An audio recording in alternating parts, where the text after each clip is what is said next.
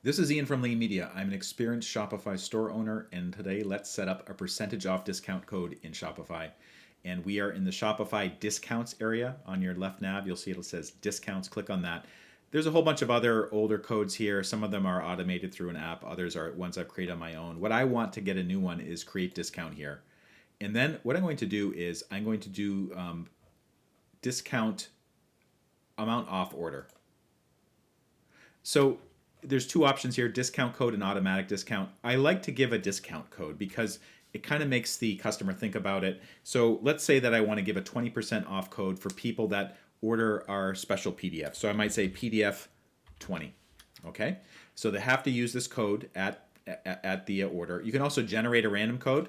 So it just gave me this code. Like I might send that out via social media or something like that. But I actually want to promote this in my newsletter. So I'm going to use PDF 20 because that's easy to remember and it makes sense.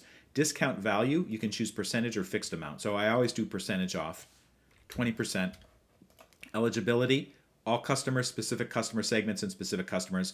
I usually do all customers. There's no minimum purchase requirement here, although that might be an issue if you have, for instance, you want to make sure that customers aren't just getting the cheapest possible item where the margins are already low, or some other factor. So consider that before you make a selection here. Maximum discount rates. So you can do things like limit to one per customer. That's, I think, a pretty reasonable thing to do. And that also encourages people to make bigger orders because they know that they won't be able to come back and use the same code again. So you'll hopefully get higher order values. Combinations, product discounts, order discounts, shipping discounts. I'm not going to select any of those. One thing I will do is active dates. So the start date, this is today. I do want to set an end date because usually for my promotions, they do have an expiration date. Oftentimes they're associated with a certain holiday or a season or something like that. So what I'll do, I'm going to set it until the end of April. Maybe I'll also increase that to the evening.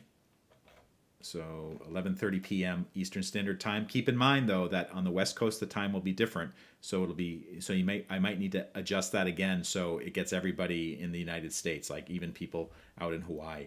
And then I'm going to press save. So it says discount not created. Let's see what happened.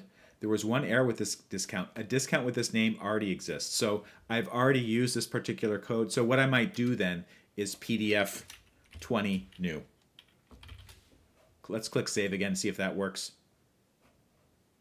It says it says PDF 20 new is created successfully. What's next? Use a shareable link to promote your discount code via email or social media. I always do this. So get shareable link.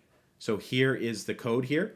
I can just copy that. The other thing you can do with Shopify links is you can actually apply the code to specific products, which is very useful. For instance, if you have a newsletter and maybe you're pointing to a certain collection that's 20% off, or a certain product that you want to let people know, hey, our jumbo product is 20% off. Use this link, and the code will automatically be applied.